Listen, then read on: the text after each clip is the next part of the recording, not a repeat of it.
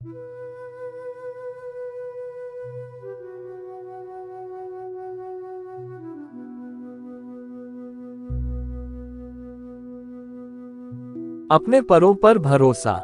देवदत्त अपने बागीचे में पेड़ों को पानी दे रहे थे। बागीचे में लगे एक पेड़ पर चिड़िया बहुत इत्मीनान से बैठी थी। उन्हें चिड़िया को देखकर अच्छा लगा, पर फौरन ही उनके दिमाग में फिर वही बात घूमने लगी जो बीते कुछ दिनों से उन्हें परेशान कर रही थी। बागीचे में पानी देने के बाद देवदत्त अंदर आए। उन्होंने अपना फोन उठाकर देखा तो उनके भतीजे नभ का मैसेज था। वह समझ गए कि उसी विषय में होगा। मैसेज पढ़ने की जगह वह कुछ सोचने लगे। देवदत्त अपने कॉलेज के दिनों में रंगमंच से जुड़े थे। उन्होंने कॉलेज के दौरान बहुत से नाटक किए थे, बहुत प्रशंसा बटोरी थी, पुरस्कार भी जीते थे। जब करियर चुनने की बात आई तो उन्होंने अपने आप को रंगमंच के सुपुर्द करने का मन बनाया। उनका ये फैसला परिवार वालों को पसंद नहीं आया। घर वालों का तर्क था कि रंगमंच से कुछ तारीफों और पुरस्कारों के अतिरिक्त कुछ नहीं मिलेगा। तालियां कुछ देर कानों को अच्छी लगती हैं, पर जीवन की बाकी जरूरतों को पूरा नहीं कर सकती हैं। अच्छा जीवन जीने के लिए अच्छी कमाई चाहिए। उनका परिवार पीढ़ियों से व्यापार कर रहा है, उसमें शामिल हो जाएं, उसे और आगे बढ़ाएं। अच्छा कलाकार होने के बावजूद उस समय देवदत्त का समर्पण थिएटर के लिए उतना नहीं था। उन्होंने अपने घर वालों की बात मान ली, व्यापार में खूब तरक्की की, पैसा कमाया और आराम की जिंदगी जी। थिएटर छोड़ देने का अफसोस उन्हें कभी नहीं रहा। स्थिति तब बदली जब उनके भतीजे नभ ने उनके छोड़े रास्ते पर कदम आगे बढ़ाए। उसके सामने भी वही तर्क रखे गए जो उनके सामने रखे गए थे, पर नभ ने उनकी तरह अपना निर्णय नहीं बदला। वह अपनी कला के लिए सब छोड़ने को तैयार हो गया। नभ ने संघर्ष किया और अपनी जगह बना ली।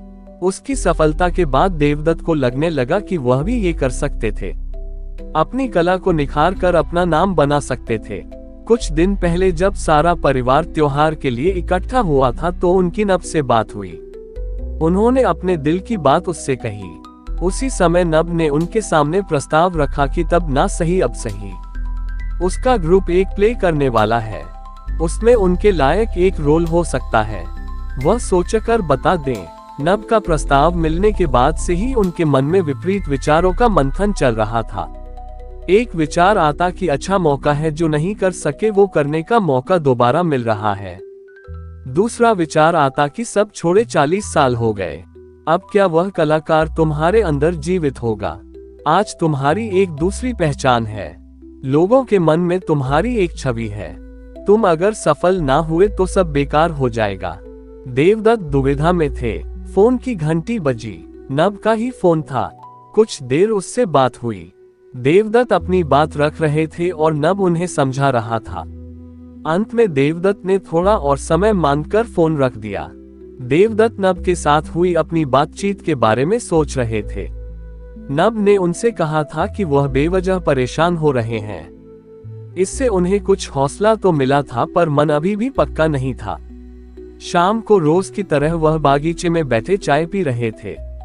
उनकी नजर उसी पेड़ पर गई जहां सुबह चिड़िया बैठी थी। अभी भी चिड़िया उस पर थी। ये वही चिड़िया थी या कोई और नहीं कहा जा सकता था, पर चिड़िया उतने ही इत्मीनान से बैठी थी। देवदत्त के मन में एक अजीब सी बात आई। उन्होंने सोचा कि चिड़िया को क्या ये डर नहीं लगता है कि अगर डाल टूट गई तो क्या होगा।